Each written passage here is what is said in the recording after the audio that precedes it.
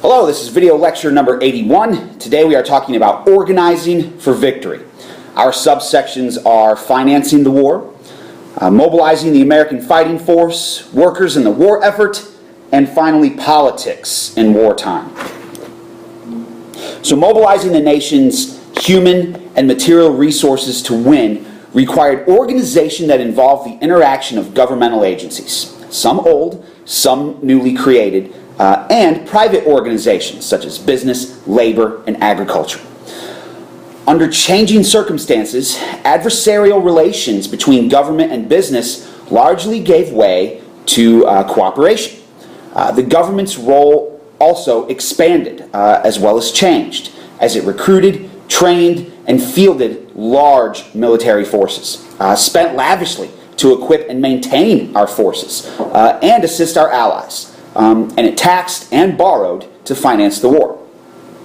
Wartime economics achieved the prosperity that had eluded the Hoover and Roosevelt administrations during peacetime and established precedents for the post-war era. The war created opportunities for women, African Americans, and Mexican Americans, though all confronted obstacles, even as they and the war cleared some away. Women served in all four military services. Others filled positions vacated by men entering the armed forces or jobs newly created by wartime demands.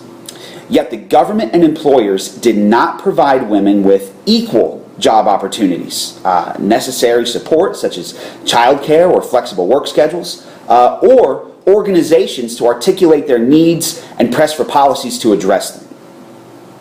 African Americans and Mexican Americans served in large numbers in the armed forces. The former were largely segregated, the latter were not. Both groups experienced gains, but also prejudice and discrimination in the wartime labor market. During the war, African Americans and Mexican Americans protested segregation and discrimination. Blacks led in this regard. The National Association for the Advancement of Colored People, the NAACP, gained in their membership, and the Congress of Racial Equality, or CORE, was founded. Both organizations would figure prominently in the later civil rights movement. Okay, so let's have a closer look then at how we organized for victory with our first subsection, financing the war. Presidential power expanded dramatically when Congress passed the War Powers Act of December 18, 1941. The act gave Roosevelt unprecedented authority over all aspects of the war.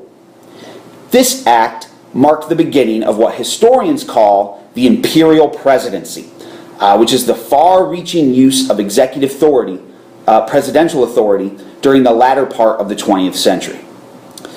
Defense mobilization definitively also ended the Great Depression. Between 1940 and 45, the gross national product doubled. After-tax profits of American businesses doubled. And farm output grew by 1/3. The Revenue Act of 1942 expanded the number of people paying income taxes from 3.9 million to 42.6 million. Taxes on personal income and business profits paid half the cost of the war. Treasury bonds helped pay the other half. The number of civilians employed by the government increased almost fourfold. Leadership of federal agencies was then turned over to volunteer business executives, such as Henry J. Kaiser, who he was a contractor who had built the monumental Hoover Dam. Many wartime agencies extended then the power of the federal government. One of the most important agencies was the War Production Board, the WPB, which awarded defense contracts, evaluated military and civilian requests for scarce resources, and oversaw the conversion of industry to military production. The WPB preferred to deal with major corporations. These very large businesses would later form the core of the military-industrial complex of the post-war years. Now, working together, American business and government turned out a prodigious supply of military hardware. 86,000 tanks, 296,000 airplanes, 15 million rifles and machine guns. 64,000 landing craft, and 6,500 cargo ships and naval vessels. So this is a big deal. Okay, let's move on then to our next subsection, mobilizing the American fighting force. An expanded state presence was also evident in the government's mobilization of a fighting force. By the end of World War II, the armed forces of the United States numbered 15 million. The military segregated the nearly 1 million African Americans who fought in all branches of the armed forces and assigned them the most menial jobs. Mexican Americans and Native Americans were never officially segregated. Among the most instrumental soldiers were the Native American code talkers, the Navajo code talkers. No Axis nation ever broke the codes that was devised by these Native Americans. 350,000 American women enlisted in the armed services and achieved a permanent status in the military. These armed forces limited the types of duty assigned to women. They were barred from combat, and most were assigned to jobs reflecting stereotypes of women's roles in civilian life. Okay, let's go to the next section, workers and the war effort. Government and corporate recruiters sought to remedy the war-induced labor shortage and drew on patriotism to urge women into the workforce. Women made up 36% of the labor force in 1945, compared with 24% at the beginning of the war. Though they faced much discrimination, sexual harassment, and inequitable pay. Women's participation in the labor force dropped temporarily when the war ended, but it rebounded steadily for the rest of the 1940s. Organized labor responded to the war with an initial burst of patriotic unity. On December 23, 1941, representatives of the major unions made a non-binding no-strike pledge for the duration of the war. In the face of domestic and wartime discrimination, African Americans manifested a new mood of militancy. African American leaders pointed out parallels between anti-Semitism in Germany and racial discrimination in America. They pledged themselves to a double V campaign: victory over Nazism abroad and victory over racism and inequality at home.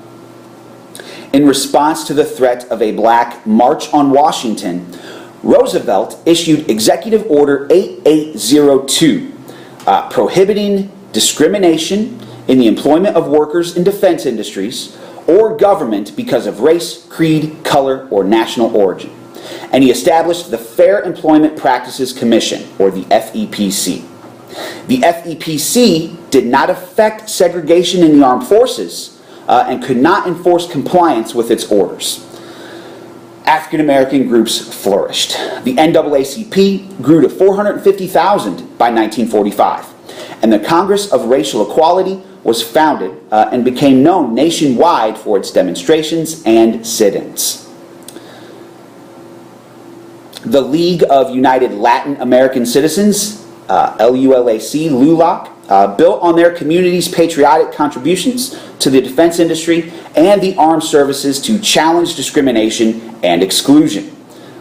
Unions expanded membership during the Second World War.